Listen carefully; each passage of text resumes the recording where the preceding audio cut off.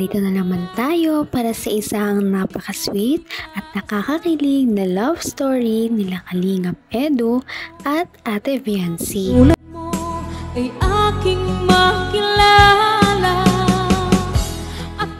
Para sa pagpapatuloy ng ating love story ay ito na nga ang pinaka-inaabangan na production number ng EDC Love Team para sa kanilang mga supporters na nandoon sa Hong Kong. Dahil noong pumunta nga sila doon ay napakarami pala ang kanilang mga fanbase doon. Kaya nagulat din sila noong dinumog sila doon dahil kaliwat ka ng mga pa-picture, napakarami nilang mga tarpaulin at talagang magugulat ka dahil para talaga silang mga artista na pumunta doon. Lalong-lalo na rin sila Kalingap Rab at ang iba pang mga kasapi ng Kalingap Team. Napakarami ang gustong magpa-picture sa kanila at mayakap man lang sila. Todo ang sigawan lalo na nung kumanta sila.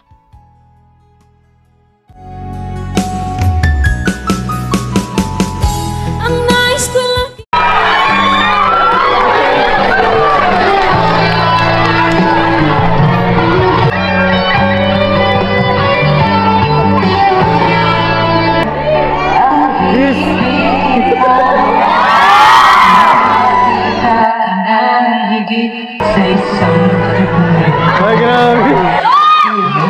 magbabago,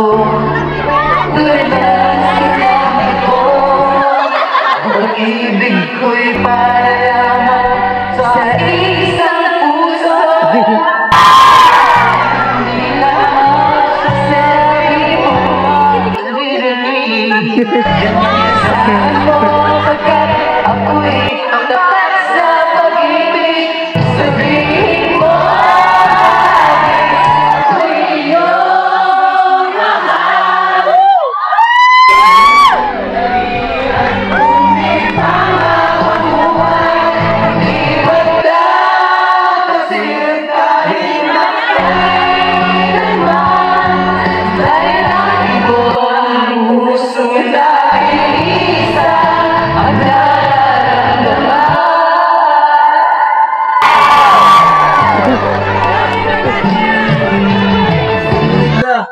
bakit ang hiligin? Ay!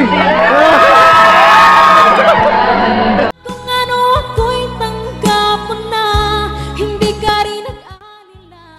Napakaganda rin ng boses ni Ate Viancy at Kalingap Edu. Sobrang bagay na bagay talaga silang dalawa. At dahil dito, nakising-along ang kanilang mga fans na talaga namang nagpa-trending sa kanila at mas lalo pa nga silang sumikat dahil sa kanilang video na ito. Ay!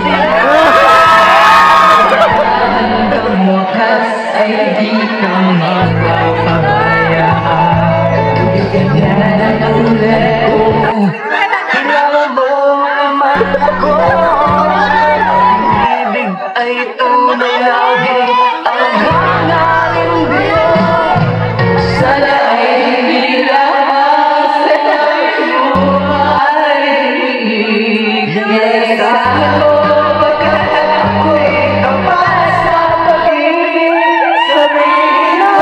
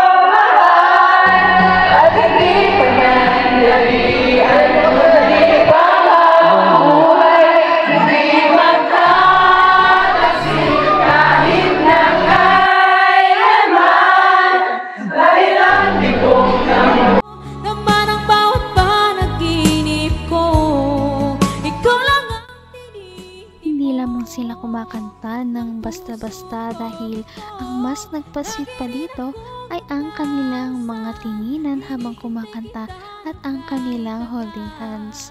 Parang sila na talagang dalawa at hindi natin alam kung ano ba talaga ang kanilang relationship sa isa't isa. Isa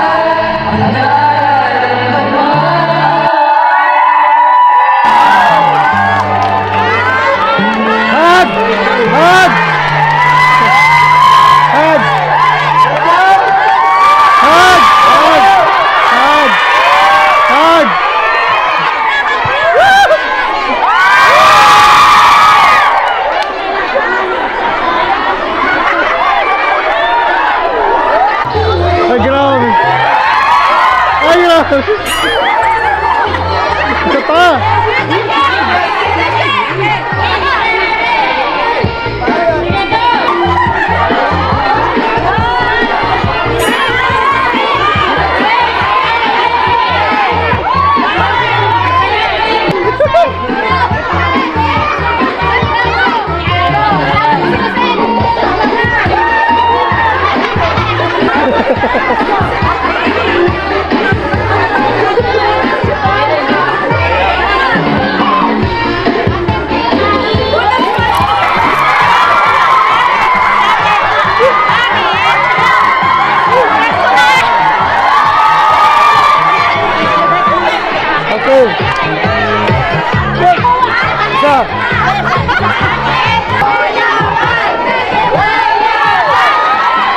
Hanggang wakas ay tayo ng dalawa. Palagi kang Hinapos na nga ng EDSI ang laban noong sila ay mag-hug dahil na-request ng kanilang mga fans kung pwede ba silang dalawa na magyakapan. At pinagbigyan naman nila ang kanilang mga audience at sila ay yumakap ng kaunti lamang dahil medyo nahihiya pa nga si Ate Fiancé kay Kalingap Edu. Ngayon'y abot kamay na kita.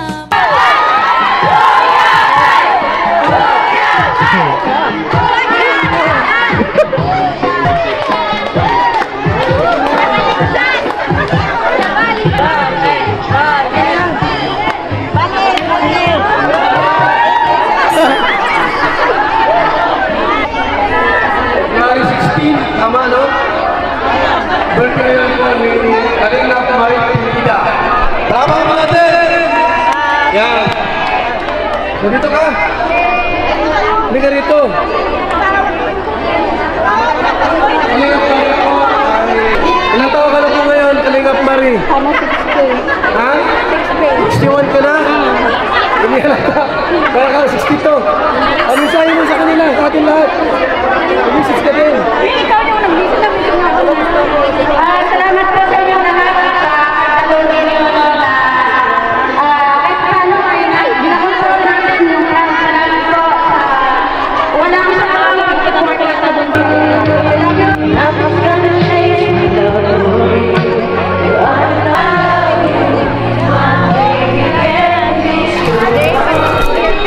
Thank you so much po. Ingat po kayo. Opo. Opo. Happy birthday, At syempre, hindi matatapos ang lahat hanggat hindi nagpapaunlak ng isang salita ang ama ng Kalingap na si Kalingap Val Santos Matubang na siyang naging founder talaga at kung wala siya, wala din ang ating EDSI Love Team na minamahal sa ngayon. Kaya naman sana sila inyong suportahan lahat. Napaka-sweet talaga nila at napakabait ng tambalang ito kaya maraming sumusuporta. Kaya naman, sana ipatuloy natin silang suportahan at mahalin si Fiancé, si Kalingap Edu at ang Kalingap Team. Yun lamang at maraming salamat sa panonood. Abangan natin kung magkakatuluyan ba talaga si Kalingap Edu at Fiancé. Hanggang sa muli, bye! Ngayon'y abot